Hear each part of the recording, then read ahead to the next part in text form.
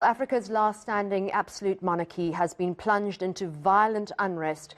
It came amid the largest pro-democracy protest that Eswatini has witnessed in recent years. Demonstrators are calling for reforms to a system that's been criticized for giving King Mswati III autocratic rule.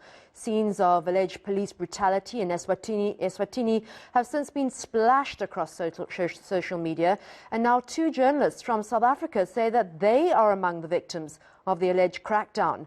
Magnificent Mdembele and Sebelihle Mboyisa of the New Frame publication say they were detained, assaulted and tortured by security forces. For more on this, we're joined by New Frame's associate editor, Monica Lagaprasad. Thank you so much for joining us, Monica. First of all, how are your journalists doing? For the moment, they're okay. They're just processing what's happened. We've given them a couple of days to unpack it. But we will be having a full debriefing session with them, and of course, they will be going into trauma counseling. But for now, they seem to be in good spirits. How did their ordeal start? It actually began for Sebelihle a few days earlier.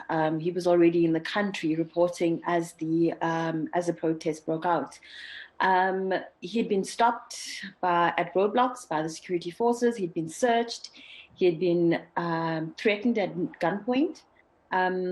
Magnificent had joined him a few days after that, and they had been reporting on incidents of protesters being shot by security forces. They had tracked people down at hospitals. They had attended a funeral on the Sunday and were returning, and that's when they were stopped by the soldiers on the MR3 freeway.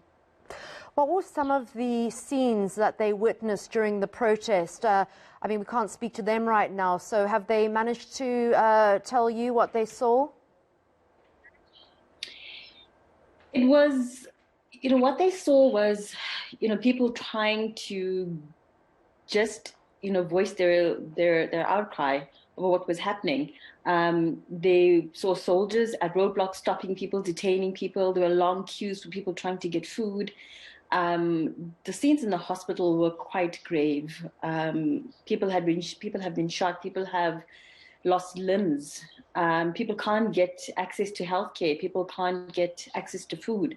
And most importantly, people can't communicate because the internet has been blocked. Has there been, I mean, there are neighbours, have there been any official communications from DIRCO, our diplomatic authorities? Have they reached out at all to your journalists? No, they have not reached out. That's amazing, because you would think that as they're South African nationals, that they certainly would have, tried to find out how they are and what they witnessed and how they could have helped in some way. Monica, thank you very much. Please pass on our well wishes to them, and I'm so glad that you're giving them trauma counselling. Good on you.